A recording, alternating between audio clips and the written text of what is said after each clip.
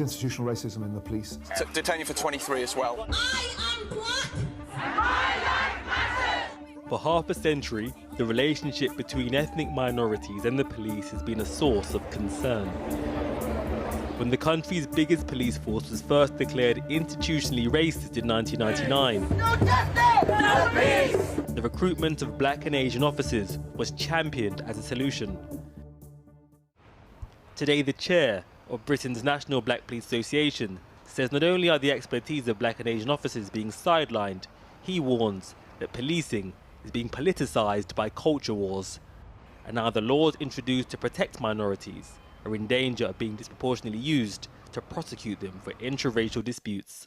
Well, a lot of it is, if policing is accused of being institutionally racist by communities of colour, then the big pushback is, well, it's your communities that are giving most police officers the racism. I think there's this disconnect between what our experiences are, how we experience racism, and how policing understands racism. And I think it's almost used as a public relations piece, pushback against communities and against the notion that policing has a race problem.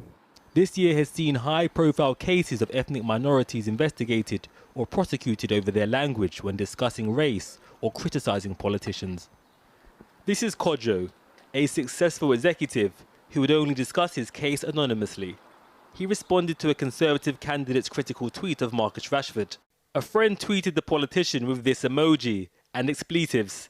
In response, Kojo posted, "I just clocked. This is a black man who tweeted that, Lord above, with black in speech marks."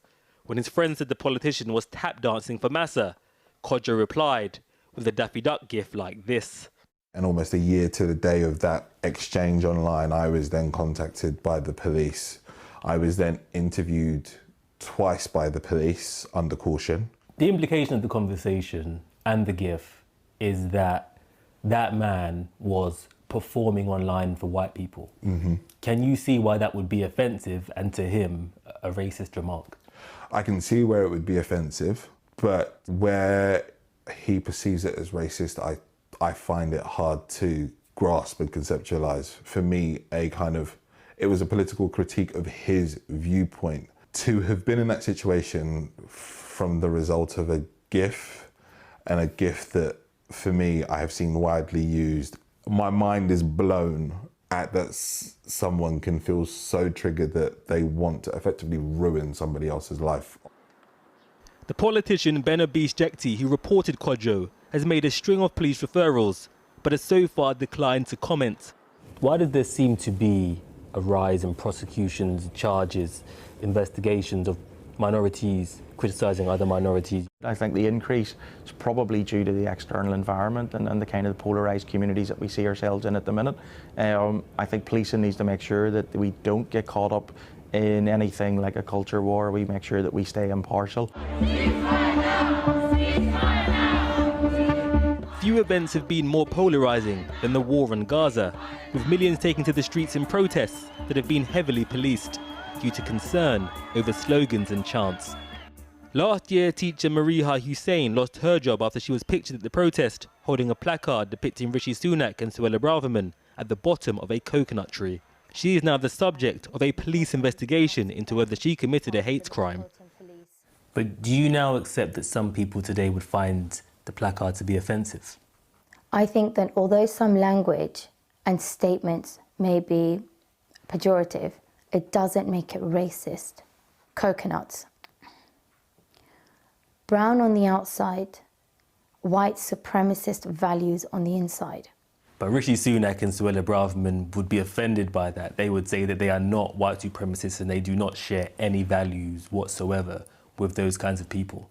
There are some experts who might say they find the placard to be, racially inappropriate, even racist. Some of the things that Suella Braverman at the time, the Home Secretary at the time, was saying was so inflammatory, and it was racist. I remember so clearly was when she said that grooming gangs were predominantly Pakistani men, being of Pakistani origin and having a Pakistani doctor as a father. This is a government that what we're growing up in, my children are growing up in, extremely inflammatory. The reason I was there at that protest in the first place, their complicity in a genocide taking place in Palestine, all of it, the Rwanda policy, these are policies, rhetorics that are racist. Coconuts is a political critique. It's about actions, not about race. I think, again, a lot of it's around context, but I don't think the word coconut in itself is, it should be seen in the same way as the N-word or other highly offensive racial language. Few face more racial slurs than racial minorities in politics. This year, comments emerged by the Conservative Party's biggest donor, Frank Hester, about Diane Abbott. He said the MP made him hate all black women and that he felt she should be shot. Yet government ministers said the episode should be forgiven as focus shifts to the abuse of politicians by their own community. What's interesting being a black politician is that you get it from both ends. You're either not black enough or you're too black. And that leads to comments such as coconut, bounty. On a personal level, if you've been attacked so much, you have to say, look, enough's enough. Isn't there an element of hypocrisy because your peers did not report Frank Hester to the police for the comments that he said about Diane Abbott that were condemned as racist, yet they are reporting other ethnic minorities to the authorities? Is it, hypocritical that I haven't reported people from the black community? And I would say no, because that's a decision for me, a very personal decision, and I understand the pressures that might cause in my community. In the absence of consensus, there is political tribalism, and with it, a loss of confidence. As those representing the National Black Police Association enforcing the law believe hate speech is becoming too politicised to police.